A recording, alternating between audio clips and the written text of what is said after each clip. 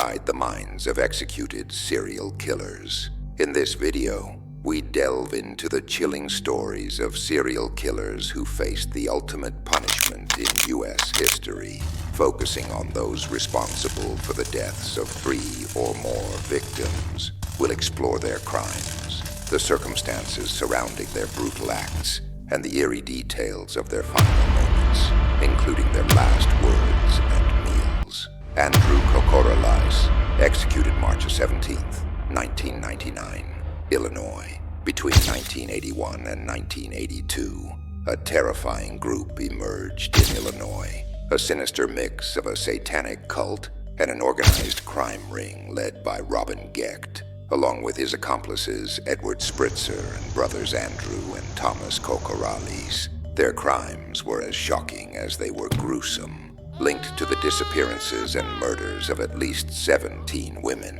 Their brutality sent shockwaves through the state. In addition to these serial killings, they were also connected to an unrelated drive-by homicide. The case cracked open when Robin Gecht was the first to be arrested. During the investigation, police discovered that in 1981, he had rented a motel room with Spritzer and the Kokoralais brothers. Under intense interrogation, Thomas Kokoralais confessed horrifying details. Victims were taken to what Gecht called a satanic chapel, where they were tortured, raped, and subjected to grotesque mutilations. Their most chilling ritual involved amputating their victims' breasts, trophies that were reportedly consumed in ritualistic ceremonies. While Thomas Kokoralais, Spritzer, and Andrew Kokoralais all admitted their roles in the crimes, Gecht continued to deny his guilt.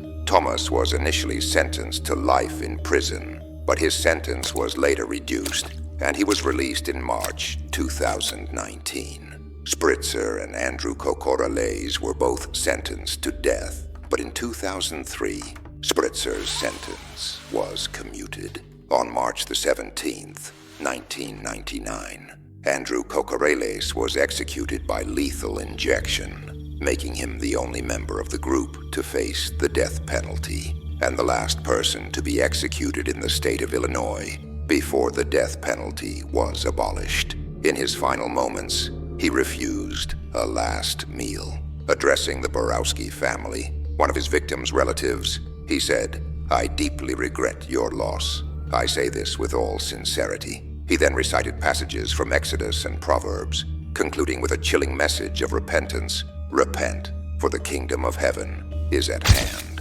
Angel Maturino Resendiz, executed June 27, 2006, Texas, infamously known as the Railroad Killer, was a Mexican serial murderer who left a trail of blood across the United States. From 1986 to 1999, he carried out a series of gruesome murders, claiming at least 10 confirmed victims, though authorities suspect his actual count could be well over 16. His ability to evade capture for years made him one of the most feared and elusive killers of his time. Resendiz operated with a chilling method. He traveled illegally across the country using freight trains, targeting victims who lived near the railroad tracks. He attacked with brutal efficiency, using blunt objects like rocks, hammers, and pickaxes to bludgeon his victims to death. Some of his crimes were marked by horrific sexual assaults, adding another layer of terror to his deadly rampage. After committing his murders, he often lingered in his victims' homes, eating their food and stealing valuables, which he would later send to his wife and mother in Mexico. Despite his transient lifestyle, law enforcement agencies were closing in on him. His killing spree reached its peak in the late 1990s, and the FBI finally placed him on their 10 most wanted fugitives list on June 21, 1999. The heat was on. Authorities distributed his images nationwide, urging the public to report any sightings. The pressure mounted, and Resendiz found himself with nowhere left to run. His fate took a turn when his own family played a pivotal role in his downfall. His sister, Manuela, contacted the authorities, negotiating a peaceful surrender. On July 13th, 1999, Angel Maturino Resendiz walked onto a border bridge between El Paso, Texas, and Ciudad Juarez, where he voluntarily turned himself in to the Texas Rangers. It was the end of his deadly journey. During his trial, Resendiz displayed erratic behavior, claiming he had been deceived by authorities and showing signs of mental instability, despite efforts by the Mexican government to block his execution. Arguing for his extradition, the Texas court was unwavering. On May 22, 2000, he was sentenced to death for his crimes. As the years passed, Resendiz remained on death row, awaiting his final moments. Finally, on June the 27th of 2006, he was led to the execution chamber in Huntsville, Texas. Before the lethal injection was administered, he was given his last meal, a simple request of chicken, beans, and tortillas. With death moments away, he offered his final words, a chilling mix of remorse and religious fervor. I want to ask if it is in your heart to forgive me. You don't have to. I know I allowed the devil to rule my life. I just ask that you forgive me, and ask the Lord to forgive me for allowing the devil to deceive me. At exactly 8:05 p.m., Angel Maturino Resendiz was pronounced dead. The railroad killer's reign of terror had finally come to an end, but the horror of his crimes remains a dark chapter in criminal history. Alton Coleman, executed April 26, 2002, Ohio. Between May and July of 1984, Alton Coleman and his accomplice, Deborah Brown, embarked on a horrifying crime spree that spanned 6 states. Their reign of terror left 8 people dead, while others miraculously survived their violent attacks. On June 18th, they kidnapped 2 young girls in Gary, Indiana, killing one and sparing the other. Over the following weeks, their brutality escalated, targeting women, couples, and even entire families. Survivors endured brutal beatings and strangulations. By July 6th, their killing spree had reached Toledo, Ohio, where they murdered a mother and her daughter before continuing their rampage through Cincinnati, Dayton, and Indianapolis. Their luck finally ran out on July 20th, when a vigilant motorist in Evanston, Illinois, recognized them and alerted the police. Officers found them in a nearby park, arresting them without incident. Coleman was caught with a meat knife hidden in his sock and a bag of disguises, signs he was prepared to evade capture. Both Coleman and Brown were convicted and sentenced to death in Ohio for the murders of Tunny Story and Marlene Walters. Despite multiple appeals that reached the U.S. Supreme Court, Coleman's fate was sealed. At the time of his execution, he was the only person in U.S. history to have received death sentences in 3 different states. Brown, on the other hand, had her sentence reduced to life imprisonment. On April 26, 2002, Alton Coleman was executed by lethal injection at Lucasville Prison in Ohio. For his final meal, he requested a feast: filet mignon, fried chicken, sweet potato pie, cornbread, onion rings, and a cherry Coke. As he faced his final moments, he chose to recite the haunting words of Psalm 23. The Lord is my shepherd, I shall not want. Carlton Gary, executed March 15, 2018, Georgia. Between 1977 and 1978, the city of Columbus, Georgia, was gripped with fear as an unknown assailant targeted elderly women in their homes. Dubbed the Stalking Strangler, the killer exhibited no attempt to conceal his crimes, leaving behind a brutal trail of victims. His targets were vulnerable women, most of whom lived alone. Carlton Michael Gary had a history of criminal activities before his arrest. On May 3, 1984, authorities traced a stolen gun from one of the crime scenes back to him. His capture marked the end of a decade-long reign of terror. Gary was convicted of 5 murders in 1986 and sentenced to death, though he was suspected of at least 4 more. Despite his eventual confession, many in Columbus doubted his guilt, charmed by his high IQ of 115 and charismatic personality. After years of legal battles, the U.S. Supreme Court rejected his final appeal on December 1st, 2009. However, just hours before his scheduled execution, the Georgia Supreme Court granted a delay to evaluate possible DNA testing. Finally, on March 15th, 2018, Carlton Gary was executed by lethal injection. He declined to make a final statement before being pronounced dead.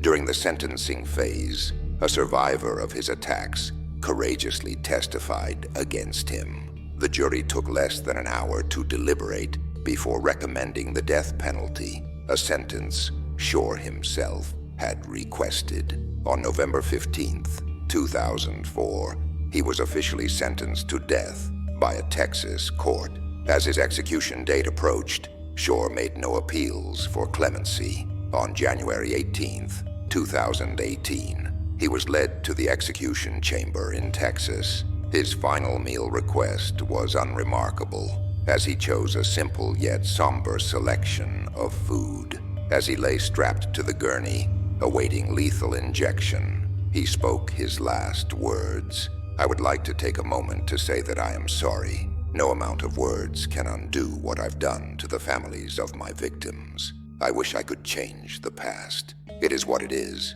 God bless you all. I will die with a clear conscience. I have found my peace." At precisely 6:28 p.m., Anthony Allen Shore was pronounced dead. His reign of terror had come to an end, but the scars he left behind remained etched in the memories of his victims' families and the city he once haunted. Carroll Edward Cole, executed December 6, 1985, Nevada. From 1948 to 1980, Carroll Edward Eddie Cole left a horrifying legacy across multiple states, claiming at least 15 confirmed victims, though he claimed the number was over 30. His first act of violence occurred when he was just 8 years old, drowning a classmate in a lake. The death was initially ruled accidental, but years later Cole confessed in prison. His deep-seated hatred toward women, fueled by resentment toward his unfaithful mother,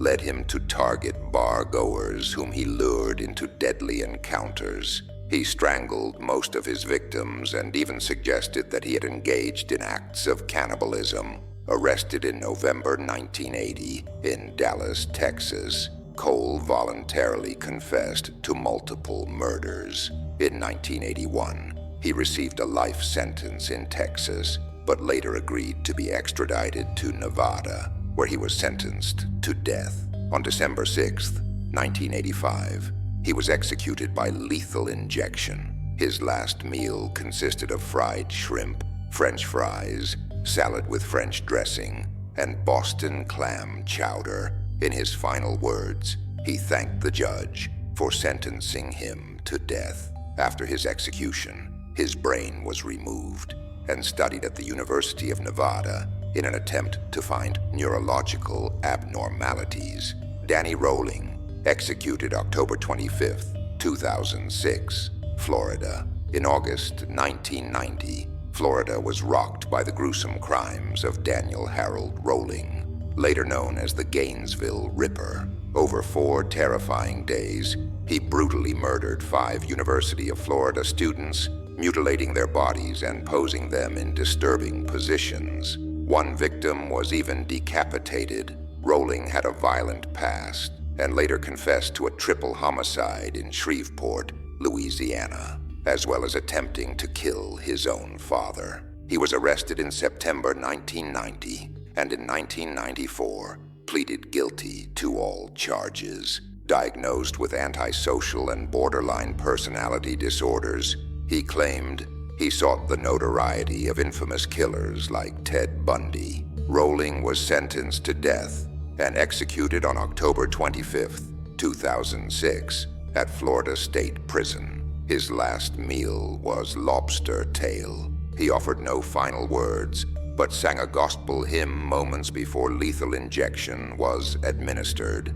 His chilling crimes would later serve as inspiration for the iconic horror film Scream. David Alan Gore, executed April 12, 2012, Florida. Between 1981 and 1983, Florida became the killing grounds for David Alan Gore and his cousin, Fred Waterfield, who together earned the moniker the Killer Cousins. Their spree claimed the lives of at least 6 women, all of whom were kidnapped, raped, and murdered. Gore's fascination with firearms and women turned deadly when he and Waterfield began abducting their victims, often holding them captive before killing them. His most infamous crime was the abduction and murder of 17-year-old Lynn Elliott, which ultimately led to his capture. While Waterfield received a life sentence, Gore was sentenced to death on April 12,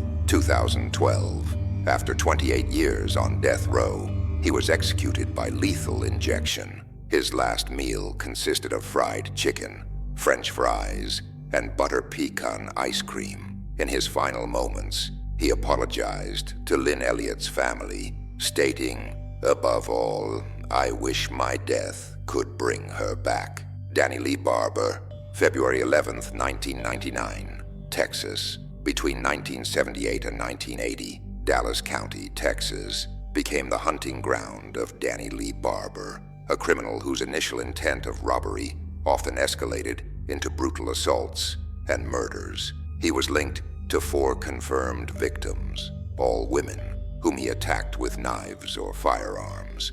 Barber was arrested on May 6, 1980, while serving time in Dallas County Jail for robbery. During his detention, he shockingly admitted to 3 additional murders. His most infamous crime was the 1979 murder of Janice Louise Ingram, whom he viciously beat and stabbed during a home invasion in Balk Springs. A metal pipe he found in her yard became the murder weapon. While he received life sentences for 3 of the murders, he was sentenced to death for Ingram's. Even on death row, he maintained some semblance of normalcy, selling cross-stitch embroidery online. On February 11, 1999, Barber was executed by lethal injection. His final words were directed at Ingram's family, expressing regret and acknowledging his past actions. He was declared dead at 6:28 p.m.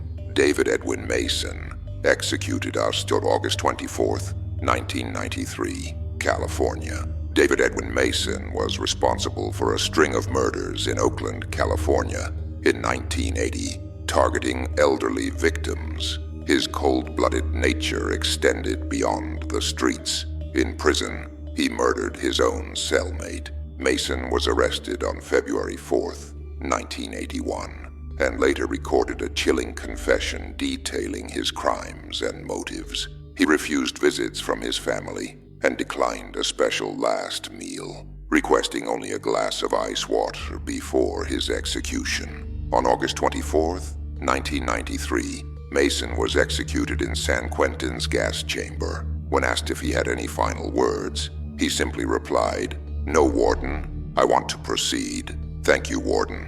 He was pronounced dead at 12:23 p.m., marking the end of a killer who accepted his fate without resistance.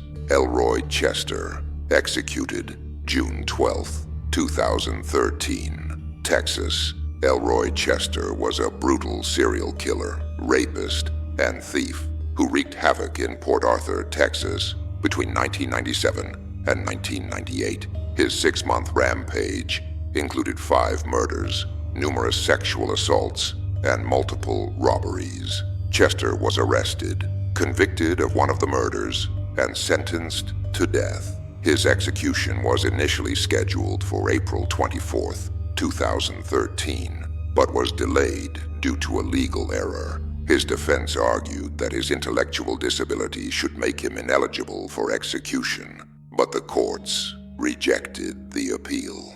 On June 12, 2013, Chester was executed by lethal injection. In his final statement, he asked the victims' families not to hate him, saying, God sees everything. Don't hate me. If you do, you'll have to deal with him later.